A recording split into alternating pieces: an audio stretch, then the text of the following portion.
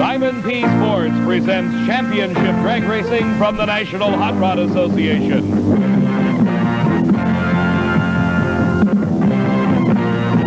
The 24th Annual US Nationals.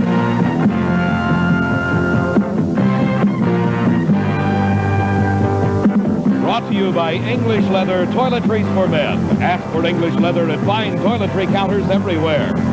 And by Champion Spark Plugs. For better performance, change your plugs at least once a year with a fresh set of Champions. You can't buy a better plug. And by Pennzoil, the Ascor motor oil in the familiar yellow can. Remember, when your car is worth caring for, Pennzoil is worth asking for.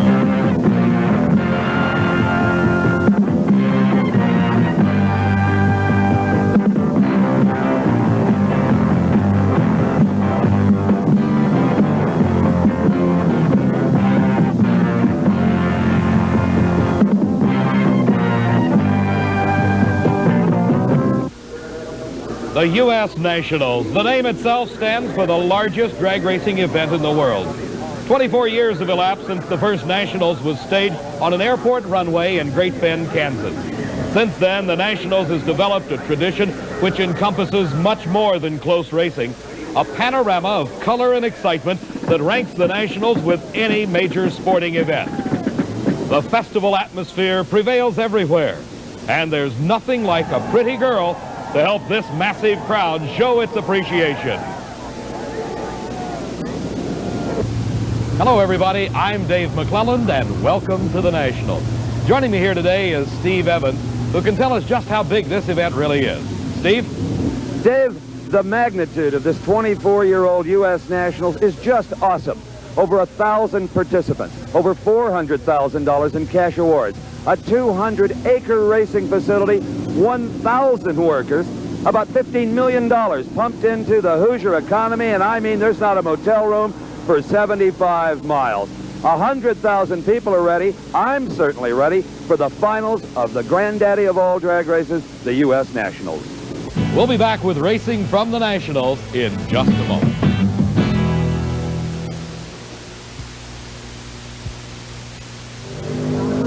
A lot of stories have developed at the U.S. Nationals through 4 full days of qualifying. The crowd's attention has been focused on a 2-time national champion. Gary Beck of El Toro, California, won this event in 1972 and 1973. Here in '78, he debuted a brand new look in Top Fuel racing. This is his new car. Let's compare it with his old car. Look at the wing placement, look at the engine placement, look at the driver placement, the general configuration of the body. Now compare this with the 1978 version. Notice how low the wing sits above the rear wheels. The engine placement itself much further out from the rear end. The configuration of the body designed to slip through the air a little better. A windscreen designed to protect Beck himself from the blast of air at over 230 miles an hour. In the first round of racing, Gary met up against the defending champion, Dennis Baca.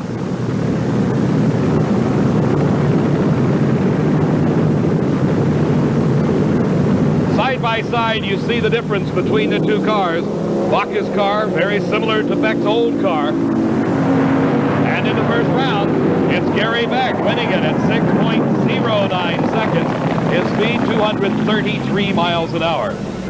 Gary had a lot of trouble making this program, qualifying on his final qualifying attempt yesterday. In slow motion, you can see even better the difference between the cars. Look how much lower Beck's car sits than Baca's. And it seems to pay off as in the middle of the course, he pulls away from the defending champion. Let's go now to Steve Evans. Brake's pretty hot, it looks like, on Gary Beck's cars. There was no chute, and the car stopped amazingly well, considering there was no parachute at all. A 6.09 wins it for Gary Beck in round number 1, and he told us yesterday he was a pressure player. Did you have to just lean all over it, Gary? Well, we found some things wrong right at the last minute. We had to put a new wire harness on the car, and we started back up there in the last second, and it sounded a lot better. We just hope that we found it. That's true. Maybe we can race this car yet. You never know. Well, Gary tried, but he didn't get any better, as in round number 2 racing, he faced Rob Bruins.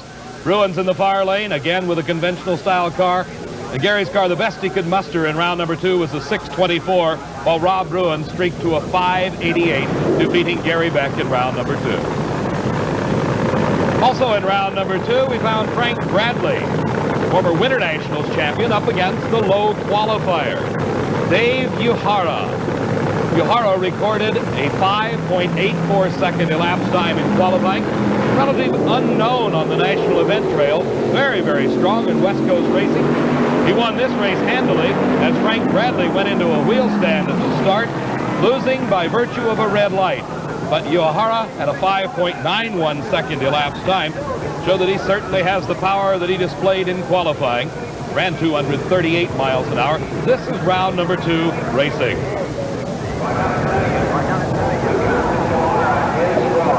The wheel stand by Bradley costing him the race in the red light. Let's go again to Steve Evans.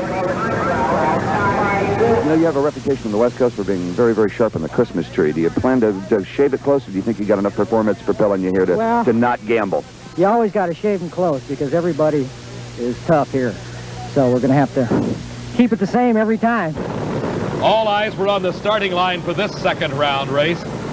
The world champion, Shirley Muldowney, was matched against her former crew chief, Connie Kalita. That's right, the man that had prepared the car that carried Shirley to the World Championship decided early this season to go racing on his own. And they were matched against each other in the second round of racing at the Nationals. As we saw they were going to run each other, we asked them how they felt about it. I raced her a couple weeks ago and I give her 2 driving lessons, 2 of them, one right after the other. It's just another race, Jason. He's just another racer up there, and he better have his act together. Well, they're on the starting line. Shirley Muldowney in the near lane, Connie Kalita in the far lane. A close race. And there it was, Shirley Muldowney defeating her former crew chief, 5.97 second her elapsed time. Her speed 240 miles an hour. In slow motion, you can see they left the starting line together. At the middle of the course, they were still side by side. But at the finish line, Shirley prevailed by just a few feet. Connie running a 6.01 second elapsed time, very respectable. Shirley quite happy, heading back to the pits to get her car ready for round number 3, along with a number of other racers. Richard Tharp, the driver for Candies and Hughes out of Houma, Louisiana. Jeb Allen, winner of the recent Summer Nationals Championship. Kelly Brown, the man that's going to lock up the World Championship at this event. Young Rob Bruins recording some fine, outstanding elapsed times. Larry Dixon, a former Winter Nationals champ from California. And the low qualifier at the Nationals, Dave Uhara. Round number 3, top fuel eliminator, Jeb Allen on a burnout. The burnout, unique to drag racing, designed to heat up the tires. Let's watch it again in slow motion as Jeb Allen, with some 2,000 horsepower at his command, lets the clutch out, drops the hammer on the accelerator pedal, the tires growing in height and literally burning themselves. Heating up the tires to get as much traction as possible, as he will need it against this man, Kelly Brown, winner of 4 national championships thus far in 1978. Brissett, Drake, and Brown, they call themselves the other guys. Jeb Allen in the near lane, Kelly Brown in the far lane. Side by side, they leave the starting line.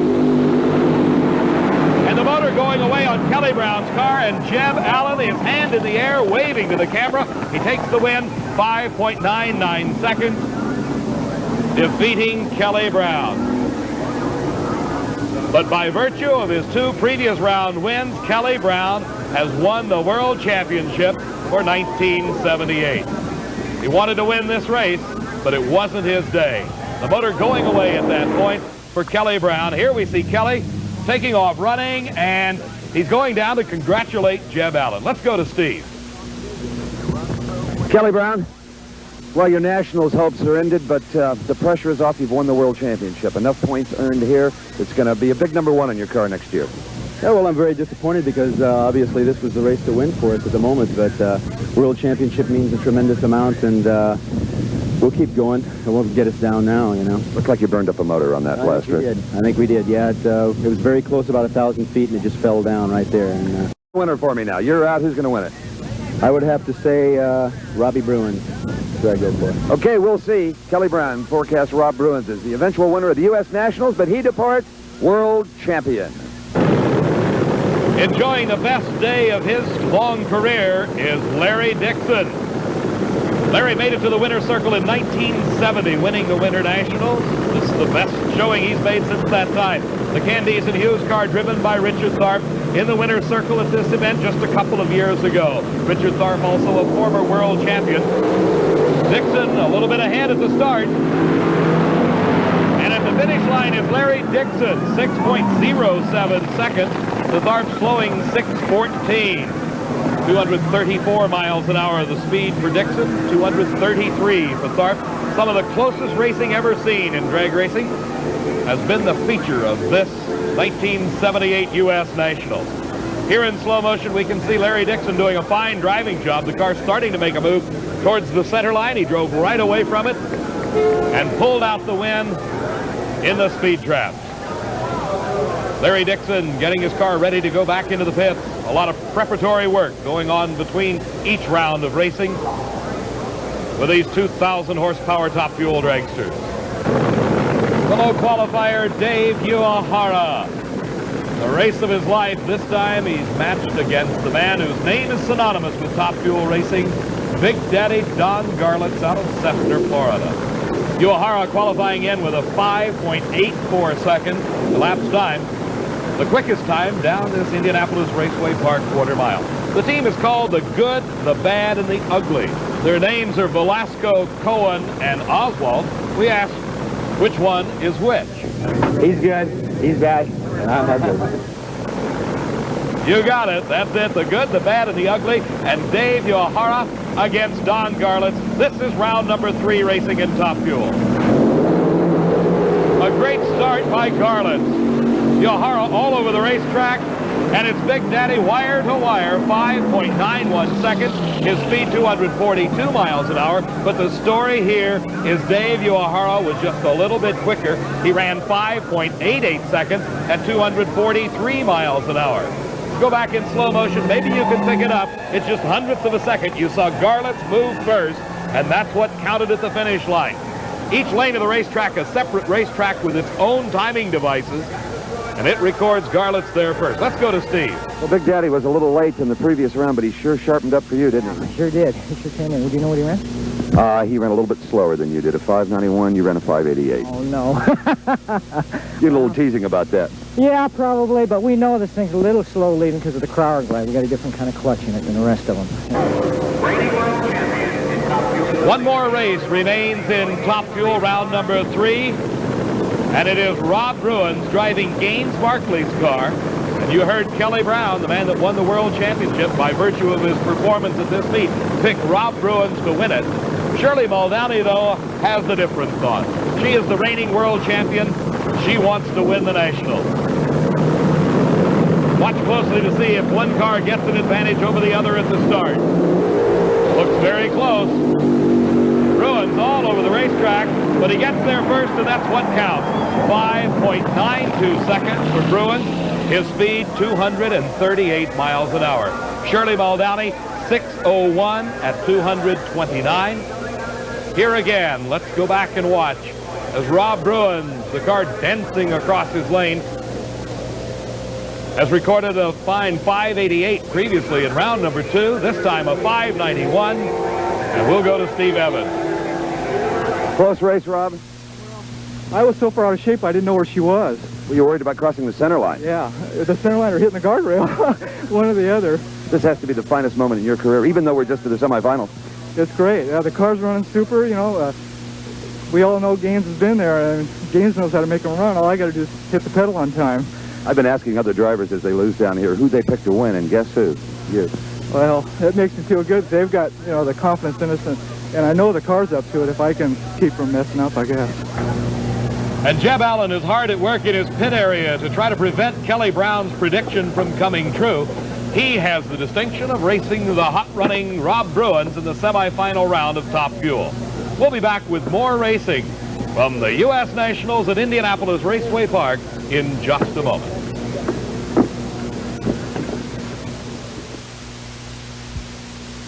One of the greatest hazards facing a funny car driver is an exploding engine and subsequent fire. Steve earlier took a look at some of the safety precautions at the Nationals. Dave, every time the funny car drivers suit up, so does a member of the NHRA Safety Safari in this special suit. Aluminized boots, a 3-layer suit, a sock for his head, a helmet to go on over that, and somehow the thought of a funny car fire is just a little less terrifying, knowing that Ronnie Wilson can go in and get the driver out. And Ronnie Wilson was involved in one of the hottest fires ever seen at the Nationals. In qualifying, Gene Snow against Trip Shoemake. Shoemake qualified on this pass. He got very close to the center line, but that's not the story. The exploding engine is the story. You can see the parachute burned off. Ronnie Wilson headed towards the scene of the fire as Trip Shoemake fought to keep the car under control. All the emergency units rolled to the scene. Shoemake himself, using the onboard fire extinguishing system, knocked down the flames. The emergency crew getting to the scene just as he climbed through the emergency hatch on the top of the car. Some small fire still burning at the back of the car, obviously the parachute pack. In instant replay, we see the engine exploded just past the finish line. The parachute burned off, and that makes it doubly difficult to stop this car. He not only has to worry about the fire, he now has to worry, will the brakes stop it? Will the tires burn off? Can he hit the onboard fire extinguishing system? And right there you see with a big puff of smoke, that's just what he did. Here the parachute burns off. He's on the brakes, the car bounces, the big rear tires acting just like big rubber balls as the car bounces its way down the shutdown area with flames licking out from both the front and the rear of the car. The cockpit, relatively free of flame. That's due to the firewall system that is built into these fiberglass-bodied cars. Here he starts to lose control of it, but he regains it as Ronnie Wilson grabs his helmet and the safety safari truck heads to Trip Shoemake, driving for Johnny Loafer. As he qualified on this run, a very expensive qualifying pass, the engine literally destroying itself. The car relatively unharmed, a burned parachute pack. They've got a lot of work to do, but they qualified. In the first round of racing, we see the man that has dominated funny car racing throughout the past 3 years. 3-time world champion and the defending national champion, Don Prudhomme, against Pat Foster. Prudhomme left the starting line first. He got to the finish line first in the first round. 5.97 seconds, 245 miles an hour. That time, recorded in the first round of racing, equaled both the elapsed time and top speed national records, and is just an indication that Prudhomme may be headed to his second in a row national championship in funny cars. Foster, a very respectable run, but didn't stand a chance. Let's go to Steve. Well, just when it appeared the field might be closing in, the Snake comes up with low elapsed time and top speed. Did you hear the times on the PA just now? Yeah. 5:97, 2:45. It was nice. Yeah, God, it really felt good. The track is in excellent shape, and we just need to do about 3 more of those. Why would the track come around on Monday morning? It was a little off during qualifying, other than in the very early portions when Raymond Beadle ran 5:98. I don't know. You know, this track is tremendous, and they take such good care of it, NHRA and their crew and staff and everything. You know, they wash it and darn near shampoo the place before we run, and it's just in tremendous condition. Still in the first round of racing, Ron Colson, driving the Hawaiian, ran against Billy Graham. Graham from Manhattan, Kansas, in the near lane, had a clutch explode, and you can see the parts and pieces bouncing on the racetrack. Colson taking an easy win as the clutch literally exploded inside the car. Once again, the safety safari crew racing to the scene. The car body being lifted up and Billy Graham himself getting out of the car. The crew quickly putting some water and fire extinguishing compound just to knock down any fire that may have occurred. Here you see the clutch explode in this cloud of dust in Billy Graham's $1 million baby. The safety requirements of the NHRA have just about eliminated the injuries as a result of clutch explosions. You can see some debris bouncing out onto the track, coming out from underneath the car of Graham. But Graham himself absolutely uninjured, bringing the car to a safe. One very disappointed guy after the first round of racing at the Nationals, but very lucky. The clutch exploded right under his feet. We're set now to go into round number 2 of Funny Car Eliminator at the Nationals. Some of the stars you'll be seeing: Kenny Bernstein, Tom the Mongoose McEwen from Fountain Valley, California. Tom Hoover drives the Showtime Corvette. Raymond Beadle, the low qualifier and driver of the famed Blue Max. Ron Colson driving Roland Leong's Hawaiian. Little John Lombardo from North Hollywood, California. And this is Trip Shoemake. We saw that horrendous fire in qualifying. Trip Shoemake and Johnny Loper and the entire crew, a lot of work to get it ready. They won their first round race in their match right now against Don Prudhomme. Earlier, Prudhomme had set low elapsed time at 5.97 seconds, and Shoemake beat the snake.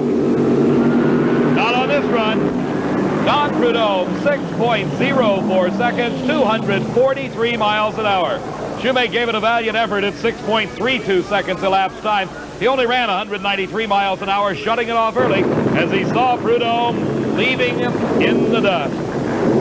The word through the pits is that Beadle is back. The driver of the Blue Max, Raymond Beadle, against Tom McEwen. Beadle recorded a 5.98 second elapsed time in qualifying. He was #1 qualifier. That time has since been beaten, though, by Prudhomme's 5.97 seconds. Beadle won the Nationals back in 1975 and would love to repeat, but he's got his hands full here. And it's Tom McEwen at the finish line, 6.18, a 6.18 at 236 miles an hour. Beadle 6.24, very close at 231. The speed for Ray Beadle. Here we see the margin of victory, just a few short feet as Tom McEwen defeats Ray Beadle. Let's go again to Steve Evans. And always calm and collected Ray Beadle. I don't think you knew who won, did you? No, it was real close. I saw him right as I shut off, but I didn't know if he passed me in the lights or who won. Yeah, he certainly did. But you leave here being only the second funny car to ever run in the 5s, and that's got to give you a tremendous feeling of accomplishment and pride in your car and your crew. Yeah, we've had a lot of problems this year, and when the cars come around the last 5 or 6 weeks, so we're not disappointed. We'd like to have won the race, of course, but could have been worse. There's a lot of good cars that didn't even make it, and I know how that feels, too. Number 4 in the world last year, Little John Lombardo from North Hollywood, California, experiencing one of the best days of his long career in funny car racing. Racing against Tom Hoover of Minneapolis, Minnesota. Hoover also at the wheel of a Corvette, calls it the Showtime, but look at Lombardo, 6.08 the elapsed time. He only ran 225 miles an hour. Very conservative, always conservative. Little John in at a 6.08, advancing to the semifinal. The time for Hoover, 6.21, 227. Ron Colson, driver of the Hawaiian, owned by Roland Leong. The Hawaiian race cars have won this Nationals several times, 1965 and 1966 to be exact, when Roland ran top fuel dragsters. For the past few years, he's been running funny cars. This one of the best, one of the quickest in qualifying at a 6.03. Here in slow motion, you see the burnout, heating up those huge 16 to 18-inch wide slicks, trying to find the traction for the 2,000 horsepower that's available to Ron Colson. He's supposed to be running Kenny Bernstein, but Bernstein has not shown at the starting line. Back in the pits, the body is off the car.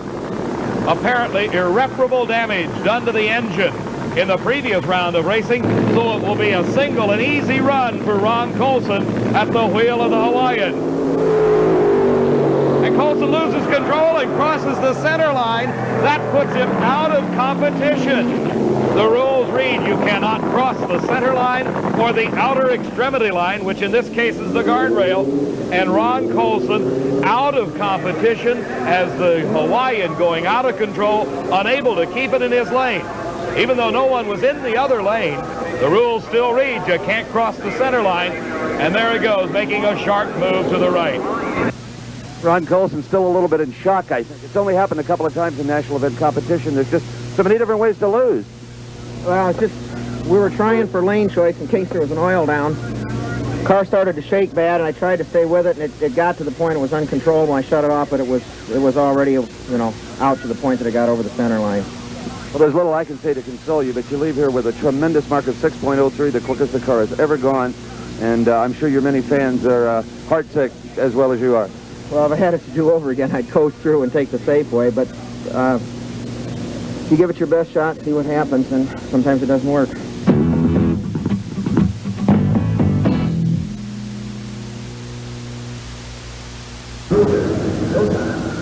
This is the 24th annual NHRA US Nationals at Indianapolis Raceway Park. I'm Dave McClelland, and right now, Steve Evans has another look at the disqualification of Ron Colson. David, we have the competition director of the NHRA, Mr. Steve Gibbs, here to give us an explanation on the Ron Colson Hawaiian centerline disqualification. Steve? Well, the purpose of the rule, Steve, is to provide the drivers with a guideline to maintain control of their car. And despite the fact that he was on a single run, he was obviously not in control of the car, and that's the reason for the disqualification. So it's there for the protection of the driver as well as the people alongside the track.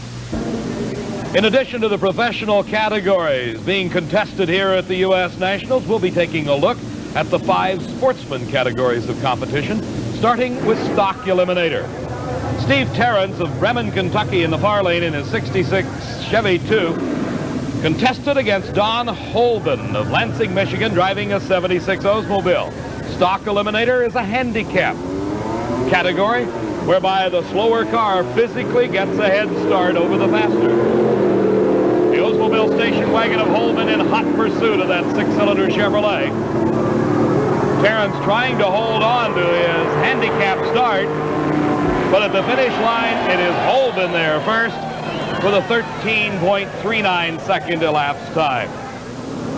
In Super Stock Eliminator, some modifications allowed to the cars that are not allowed in stock. We see another Chevy 2, this one owned by Stanley White of Lincoln, Nebraska, going off against Dickie Ogles of Bowling Green, Kentucky. Ogles driving the 69 Camaro. And it's an easy win for Stan White at an 11.97 second elapsed time, shutting it off early to only 89 miles an hour. Modified Eliminator, one further step up the ladder. Again, handicap racing. Bruce Sizemore gets the advantage and the win as Sam Giannino of Royal Oak, Michigan, breaking on the line with his Monza. Sizemore driving a 6-cylinder Pinto to a fine 9.76 second elapsed time. His speed 137 miles an hour, that with a 6-cylinder engine. The top of the line of the handicap racing comes in competition eliminator. From Los Angeles, Larry Torres, Opel GT bodied Econo altered against the Econo dragster of John Lingenfelter from Decatur, Indiana, and a close race as Lingenfelter wins his second major championship of the year. His time 7.98 seconds, a speed of 169 miles an hour. In instant replay, we see where Lingenfelter caught Torres right at the start of the speed trap, and about 3 feet, the margin of victory, as John Lingenfelter wins competition eliminator. And finally, this is Pro Comp heads-up racing, supercharged on alcohol. John Samolik won Pro Comp eliminator over Joey Severance. Steve's with John as he got out of his car.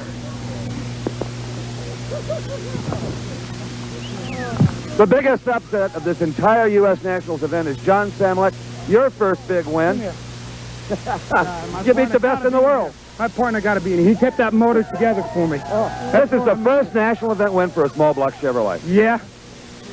Lots of tries. Yeah, we've had 5 times in the finals with small blocks. Dale Hall, Kenny Cook is the first one in the small block one. Out of the some 750 race cars that started in qualifying and eliminations in the sportsman category 5 days ago, there are your 5 winners. Pro Stock Racing, the factory hot rods, Joe Satmary against Randy Humphrey. Humphrey from Long Beach, California, Satmary out of Maryville, Indiana. Chevrolet versus Mopar. The RPMs climbing at the starting line, and a red light for Randy Humphrey. He knew he had to take a chance on the Christmas tree. And it was Joe Satmary with an easy win. 8.73 seconds. 154 miles an hour. There's the red light indicating Randy Humphrey in the near lane, leaving too early. You can see it in the instant replay just how it happened. The next pair in round number 2 racing in Pro Stock. The M&M boys, Baskin and Manarino. Andy Manarino doing the driving. Frank Iaconio from Totowa, New Jersey in the far lane in the Chevy Monza. Manarino from Livonia, Michigan drives an American Motors Hornet. But it's Iaconio on this run, 8.71 seconds at 155 miles an hour. A pair of Chevrolets slated to run in this race, but Richie Zool, the Spring Nationals champion, unable to answer the call. Lee Shepard out of Arlington, Texas, taking an easy win on a single, 8.70 seconds.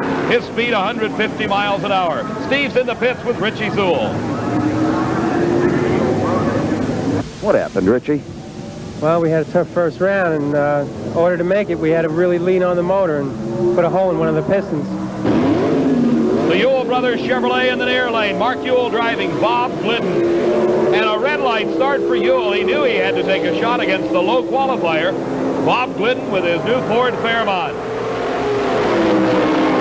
And it's Glidden with the win, 8.60 seconds at 154 miles an hour. A red light for Ewell. An instant replay, he really left early before Glidden ever moved. The U.S. Nationals is more than a drag race, and Steve Evans tells us why. David, if you never saw a race here today, you could have a ball just eating. It's a county fair variety of foods. Polar sausage, Italian sausage, breaded beef tenderloin, fresh lemonade, pickles, you name it. For me, I'm going to help train a nurse with an ear of roasted corn here. I'll take that one right over there. Eat your heart out, McClellan. Enjoy your box lunch. That one would be just fine. Do we really help train a nurse doing this? You're darn right we do. We've got 7 nurses in training. Well, that's good. Bring them on. Steve, while you're enjoying that gourmet Indiana corn, we're getting ready for semifinal racing here at Indianapolis Raceway Park and the U.S. Nationals. Back at the U.S. Nationals, the semifinal round of funny car eliminator. A pair of Californians, Little John Lombardo, hailing from North Hollywood, recording one of the quickest elapsed times of his career, 6.08 seconds in the previous round, and he'll need every bit of it as he races Don Prudhomme, the defending champion and 3-time world champion, equaling the national record for funny cars just a few rounds earlier at 5.97 seconds. Lombardo best known for his exploits on the West Coast, running very hard here at the U.S. Nationals. Both cars coming into the electronic staging beam, and John Lombardo up in smoke. Prudhomme once again straight and true. His elapsed time, 6.05. Mr. Consistency, a 597, a 604, and now a 605, putting Prudhomme into the final. He will be racing Tom the Mongoose McEwen. The classic snake versus mongoose battle once again. McEwen getting an easy run here, a single, as his competition, Ron Colson, crossing the center line in the previous round of competition. McEwen shutting it off early, obviously just testing the starting line. Didn't want to hurt any parts at a 7.12 elapsed time. That's how long it took him to travel that quarter-mile distance from a standing start. His crew heading down to pick him up. As he gets out of his car, here's Steve Evans. John McEwen crawling out of his car. He said, I hope maybe Prudhomme would run over the center line and I wouldn't have to race anybody. Boy, that was a tough victory there, this last one. They're all tough for me, the way I drive. Were you worried a little bit about maybe crossing the center line like Colson did? That go through your head? Yeah, I thought about it coming up, but this car is pretty good about that, you know, going pretty straight. And I wanted to run the opposite lane, figuring that's where I was going to be anyway. And Lombardo, of course, just smoked the tires and everything in it. So we went up, and I only ran it halfway down the track because I tried something a little different that time, and it seems like it worked pretty good. Pro Stock eliminator Bob Glidden, the Ford Fairmont, winner of 4 national titles thus far in 1978, against the Chevrolet Monza of Iaconio and Allen. Frankie Iaconio doing the driving, Ray Allen, his partner, from Totowa, New Jersey. Out of Whiteland, Indiana, comes Bob Glidden. Leaving the line together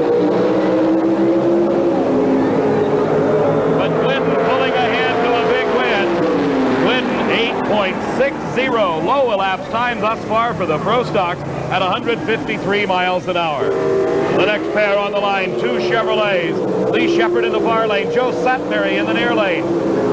Texas versus Indiana, a close race. And at the finish line, it's Joe Satmary. 8.74 seconds elapsed time, a quicker time for Shepard at 8.72, but Satmary off the mark just a little bit quicker. At the finish line, just a couple of feet. Top Fuel Eliminator semifinal, Jeb Allen. Allen running in the near lane. We've seen the funny cars. Both of them smoked the tires badly in the left lane. Could be that the lane is going away ever so slightly. Rob Bruins, the competition for Jeb Allen.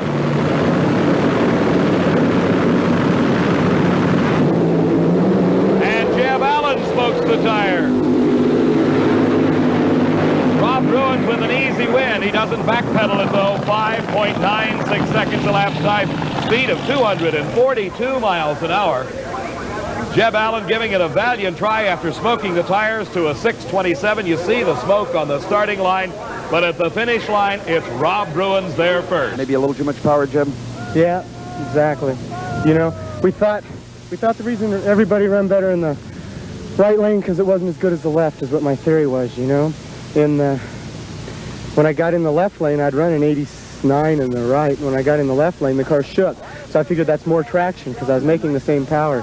So I just put a little bit more power in it and made a mistake. Larry Minor's car driven by Larry Dixon.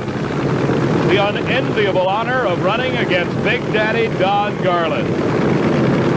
Dixon won the Winter Nationals back in 1970. This is the furthest he's gone in competition since that time. Don Garland has already won 4 U.S. Nationals titles, a total of 17 Top Fuel titles during his 2-decade-long career. And Dixon smokes the tires.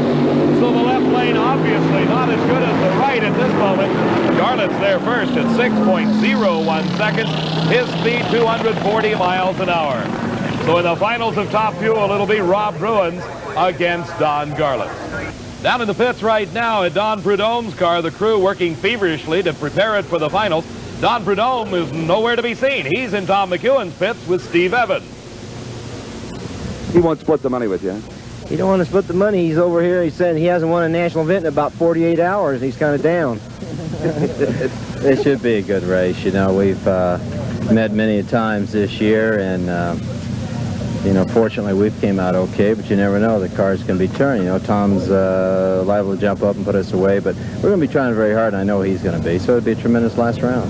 Your guys are frantically working on the motor, yet you're over here fooling around with him. Well, it's just going back together right now. We got plenty of time, and I'm just starting to take a little easier instead of thrashing so much on the thing. I've been watching him, and it seems to work. See, his biggest problem is he's not as serious a racer as I am. The Snake and the Mongoose at it once again. We'll be back with the Nationals finals in just a moment. The crew members for Don Garland's getting his engine ready for the final round. Replacing the pistons in the engine, the crowd jamming in close, watching the frantic action. But it's a different story over in Rob Bruins' pit area as we join Steve Evans. I see you're working on the supercharger here. A little hop up? No, actually, we haven't had the motor apart all day. And on the last run, it got loose a little bit out on the track, and it kind of overworked what we thought overworked the piston. So we wanted to look at it. We got the same 8 in it we've had all week, and all 8 are back in it. The final of Pro Stock Eliminator, Bob Glidden and the Ford. In the far lane, the Chevrolet of Joe Satmary. Satmary from Maryville, Indiana, has his work cut out for him. Glidden has been in the finals of 11 straight national events. He has won 17 national titles. Glidden, debuting a new Ford Fairmont in the middle part of this season, has absolutely dominated Pro Stock racing since that time. The burnout's completed, approaching the starting line. Glidden in the Ford, Satmary in the Chevrolet. A lot of RPM, and they leave the line together. Glidden pulling an early lead. At the middle of the course, he extends it, And it is Bob Glidden winning the race. 8.61 seconds elapsed time, a speed of 146 miles an hour, indicating he shut it off early, backed out of it as he approached the finish line. Funny car eliminator, final race. Tom the Mongoose McEwen against his longtime friend and nemesis, Don the Snake Prudhomme. Prudhomme wrapping up another world championship title. That makes it 4 in a row. But the race is on the line for the national championship in funny car. Prudhomme in the far lane. That has been the better lane in racing thus far. Later this afternoon, in the near lane, Tom McEwen. And they're off the line, and Prudhomme smokes the tires. McEwen pulling ahead. And it is Tom McEwen with the upset of the race. The crew just going berserk. Tom McEwen's crew members very, very happy as Tom himself winning it for the first time. These two cars have met 4 times before in the final rounds, and this is the first time that McEwen has won it, and an all-important race for him. For just 1 week ago, Tom's 14-year-old son passed away from leukemia. A great drag racing fan, and he liked nothing better than to see his dad, Tom McEwen, run against Don the Snake Prudhomme. And this time, it was McEwen prevailing. Here is Don Prudhomme going over to congratulate his longtime friend, Tom McEwen. Let's go down to the area and join Steve Evans. A very emotional moment down here. I've seen Don Prudhomme lose before, and it's usually a recluse. He gets in his truck, he leaves the racetrack immediately, talks to nobody. This is just a little bit different. As many times as I've been here, I have seen few moments packed with as much emotion as this one. Tom McEwen, the winner of Funny Car, getting out of his Corvette. A tribute to McEwen and the Perseverance as he defeated Don Prudhomme for the Funny Car title at the U.S. Nationals. Top Fuel Eliminator, the national championship on the line. This man has 4 national championships to his credit, Big Daddy Don Garlits. His competition, Rob Bruins from Federal Way, Washington, driving for Gaines Markley. Bruins has been here before. He was runner-up at the Nationals in 1974, but as he got his work cut out for him today, Big Daddy Don Garlits has already won 17 national events throughout his long 20-year career. The face mask goes down, the concentration begins on that Christmas tree. Both drivers intently looking at the electronic starting device. The 2,000 horsepower engine sounding clean and crisp, and they leave the line together. Bruins and Garlits side by side, and it's Don Garlits winning the national title. 5.90 seconds at 241 miles an hour, just a tenth of a second behind at 6 seconds flat. At the same speed, 241 miles an hour, was Rob Bruins. So Big Daddy Don Garlits, the national champion for the 5th time. In instant replay, you see they leave the starting line side by side. Bruins beginning to drift just a little bit as Garlits holds his car straight. And at the finish line, less than a car length. Here's Steve. Big Daddy Don Garlits, his 5th U.S. Nationals title, and maybe your toughest. It was a tough one, Steve. The competition has just gotten fantastic. It's probably the best drag race that I've ever witnessed. Your motor seemed to be in intensive care before going into the final round, yet Bruins was unhurt. Yeah, we've had a lot of problems with pistons in the engine, trying to keep it the fuel curve right, and I just can't seem to get it like I'd like it. You know, I don't like to work on my engine, but when you got to run 580s, what can you say? And all that work paid off for Big Daddy Don Garlits as he won his 5th national championship. In Funny Car Eliminator, Tom McEwen upsetting Don Prudhomme. And in Pro Stock, Bob Glidden continuing his march through the ranks. Steve and I will be back with some final observations in just a moment.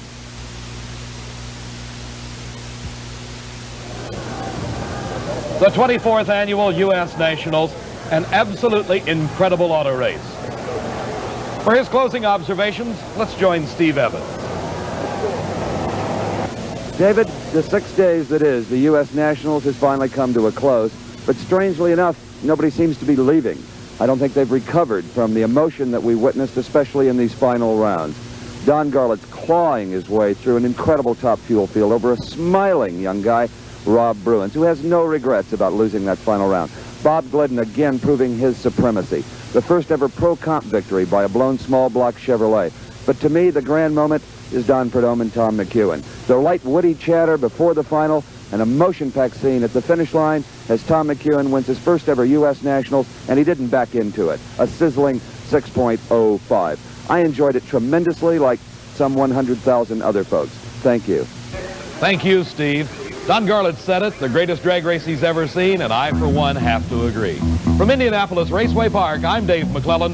So long for now.